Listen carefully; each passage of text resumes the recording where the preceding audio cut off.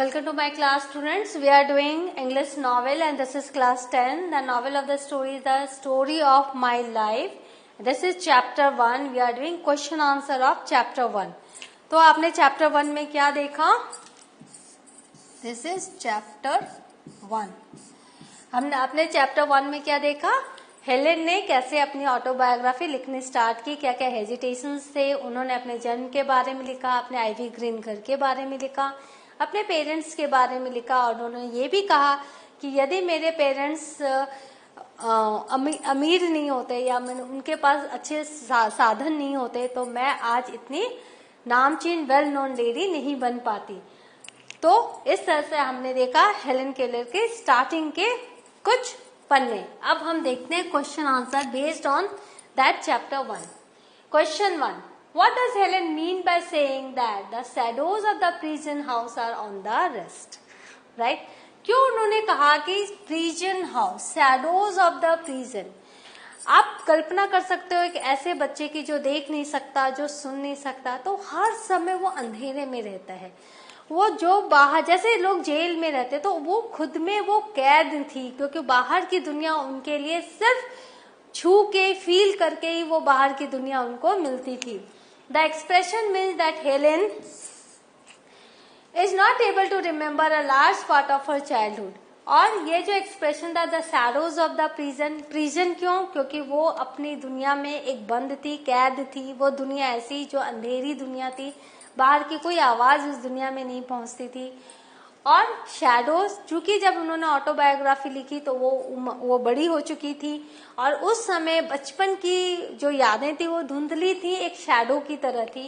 तो इसीलिए उन्होंने कहा कि वो रिमेम्बर नहीं कर पा रही हैं, बचपन के बहुत सारे हिस्सों को वो याद नहीं कर पा रही हैं, वो एक परछाई की तरह उनके पास है। तो इसीलिए उन्होंने क्या निर्णय लिया था कि most interesting and important episodes of her life वो लिखेंगी। Now, question 2. What does Helen mean when she makes the statement, "It is true, there is no king who has not had a slave among his ancestors and no slave who has not had a king among his"? तो आपको मैंने उस समय जब summary बताई थी तो उसका मतलब बताया था। चलो अब आंसर में लिखते हैं।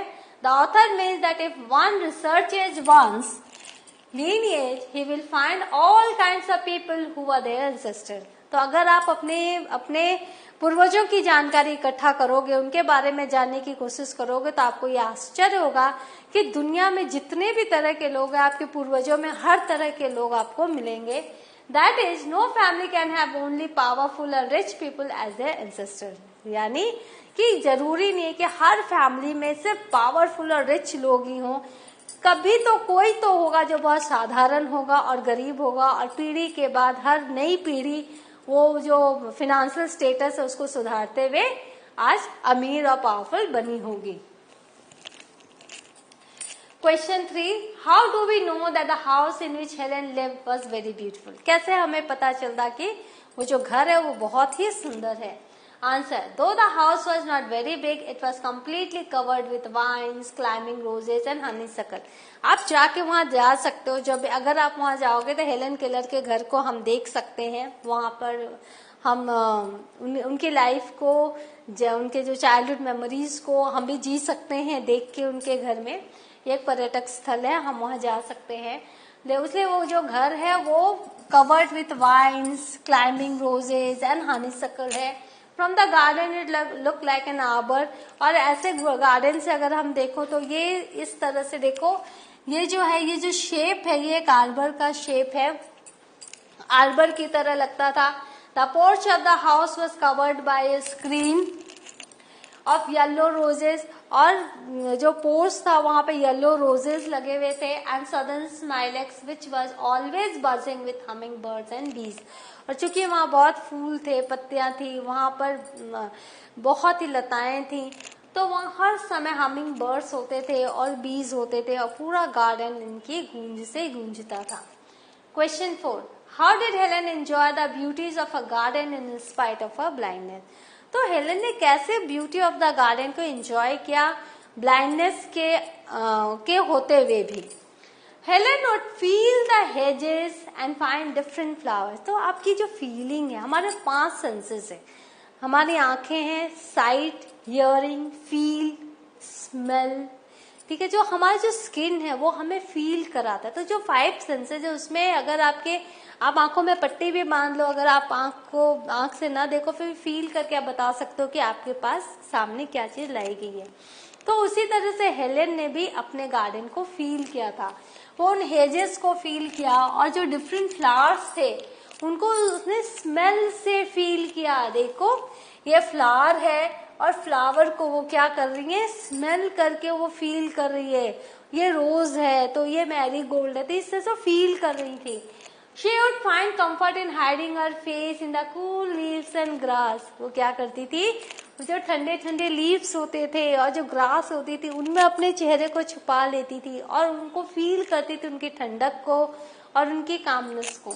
She wandered in the garden, touching, feeling and smelling the various flowers, bushes and trees and could identify them accurately. तो वो जब अपने गार्डन में वो जब जाती थी, वो गार्डन की सैर करती थी, तो बाय टचिंग, टच करके, बाय फीलिंग, फील करके, महसूस करके, टच करना और महसूस करना अलग चीज है। तो टच करके, महसूस करके और स्मेल करके जो वेरियस फ्लावर्स थे उनके घर में, जो कई झाड़ियां थी उनको और जो पेड़ थे उन सबको वो आइडेंटिफाई करना सीख गई थी। Question 5. What does Helen want to express through the statement I came, I saw, I conquered? तो ये जो है मैं आई, मैंने देखा और मैं जीत गई और मैंने जीत लिया, तो इससे उनका क्या मतलब था? Helen wants to express the fact that she was much loved child, especially as she was the first born in the family. तो उनका ये मतलब था कि वो फर्स्ट बॉर्न बेबी थी अपने घर में और बहुत सबकी प्यारी थी। तो बोले मैं आई, मैंने देखा, आंखें नहीं होते हुए भी मैंने देखा और मैंने जग जीत लिया। आज वो वेल नोन लेडी हैं और आप इनकी कहानी आप पढ़ रहे हो। Question 6. How did Helen get her name? अब हेलन को उनका नाम कैसे मिला? Helen's father had wanted to name her Mildred Campbell after an ancestor whom he had a high regard for. तो हेलन के जो पिताजी थे वो उनका नाम क्या रखना चाहते थे? Mildred Campbell. वो उनके किसी पूर्वज का नाम था और वो बहुत इज्जत देते थे उनको। While her mother wanted to name her after her mother, लेकिन हेलन की मम्मा चाहती थी कि हेलन का नाम उनकी नानी पर पड़े। Whose maiden name was Helen Everett, और उनका जो नाम था वो हेलन एवरेट था। However, by the time they reached the church for the ceremony, जब वो सेरेमनी हो रही थी और वो चर्च तक पहुंचे, her father lost the name. उनके पिताजी के ध्यान से वो नाम उतर गया जो वो नाम देना चाहते थे हेलन को। And when the minister asked him, he gave the name Helen Adams. और जब उनसे पूछा गया कि भाई क्या नाम देना है आपके बच्चे का, तो उनके मुंह से निकल गया हेलन एडम्स। इस तरह से हेलन का नाम हेलन पड़ा। Question 7. Give 2 example to show that Helen was an intelligent baby. तो आपको ये बताना है, 2 एग्जाम्पल देखिए कि वो बहुत ही इंटेलिजेंट थी कैसे। At 6 months, Helen could say how die, and one day she started saying tea very clearly. 6 महीने में भी 6 महीने की थी तो हाउ डाई सीख लिया था और बहुत क्लियरली वन डे, एक दिन उन्होंने चाय बोला। Even after her illness, she could recollect many of the words. उनकी जो बीमारी थी वो सुन नहीं पाती थी, वो देख नहीं पाती थी, फिर भी उन्होंने बहुत सारे वर्ड्स को उन्होंने याद किया। That she had learned as a baby like water. उन्होंने वो सारे मेमोरीज में आए कि मैंने बचपन में कौन सा वर्ड एक सीखा था, वाटर एक वर्ड सीख लिया था। Now question 8. What motivated Helen to take her first steps as a baby? तो हेलेन ने जब फर्स्ट स्टेप लिया एज ए बेबी तो किस चीज ने उनको मोटिवेट किया? One day when Helen's mother was giving her a bath, एक दिन जो हेलेन की मम्मी उनको नहला रही थी, she was attracted by the flickering shadows of the leaves that were reflected on the bathroom floor. तो उनके बाथरूम के फ्लोर में आपने देखा उनका घर कितना सुंदर था, पेड़ पौधों से भरा हुआ था, गार्डन था इतना प्यारा, तो पेड़ों की परछाई आती, शैडो आ रही थी, वो जब बाथरूम के जो फ्लोर थे उसमें वो डांस कर रहे थे। तो वो जो फ्लिकरिंग शैडोज था लीव्स का, उससे वो बहुत अट्रैक्ट हो गई। She got up from her mother's lap. अपने माँ की गोद से वो उठी and walked towards the reflection to try and catch it. और उस रिफ्लेक्शन को समझने और उसको कैच करने के लिए वो गई. तो क्या मोटिवेट किया?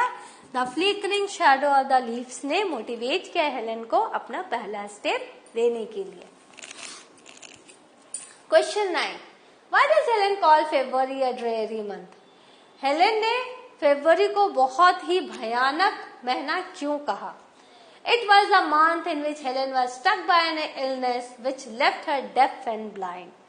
कि यही वो महीना था जब उनको वो बीमारी हुई थी. She was struck by an illness जिसने उन्हें अंधा और बहरा बना दिया था. She was which left her deaf and blind. For her it was a nightmarish experience. वो जो था वो भयानक सपने जैसा था. Nightmarish experience. और वो उस फरवरी को कभी नहीं भूल पाएंगे जिसने उनकी पूरी दुनिया जो एक प्रिजन के रूप में वो अपने आप में वो कैद हो गई थी. उनकी पूरी दुनिया एक जेल बन गई थी जहां न रोशनी थी और न ही बाहर की कोई आवाज थी. Question 10. For how long had Helen been able to see and hear? तो कितने महीनों तक वो देख और सुन पाती थी? Helen was able to see and hear for the first 19 months of her life. अपने जीवन के पहले 19 महीने ही थे जब वो देख पाती थी और सुन पाती थी. उसके बाद पूरा का पूरा जीवन उन्होंने as a blind and deaf girl के रूप में बिताया और उसके बावजूद वो इतनी नामचीन हस्ती बनकर हमारे सामने है. सो आपने क्या देखा? What have you learned? We have learned. ये हेलन के जो चैप्टर 1 है उससे रिलेटेड ये क्वेश्चन है. और जो मैंने पूरा का पूरा जब आप चैप्टर पढ़ोगे तो ये सारे क्वेश्चंस के आंसर्स आपको वहां मिलेंगे. तो ये जो इम्पोर्टेंट क्वेश्चंस है, जब आपको लॉन्ग क्वेश्चन, आपको नॉवेल में हमेशा लॉन्ग क्वेश्चन लिखने आएगा, तो ये सारे क्वेश्चंस को मिला के एक इंसिडेंट्स को मिला के जो भी क्वेश्चन आता है लॉन्ग, आप एक नया एक आंसर बना सकते हैं. तो ये छोटी छोटी घटनाएं हैं, इन सब छोटे छोटे मीनिंग्स हैं, इन सबको आप याद करिए, इन सबको समझिए और प्लीज हेलन के पूरी किताब को, ऑटोबायोग्राफी को पढ़िए और बार बार पढ़िए so that you can understand कि इंसान हर स्थिति का सामना कर सकता है अगर उसके अंदर डिटर्मिनेशन हो. तो in the next class I shall be here with the chapter 2 of the same novel. Till then have a good revision of all the answers. Thank you.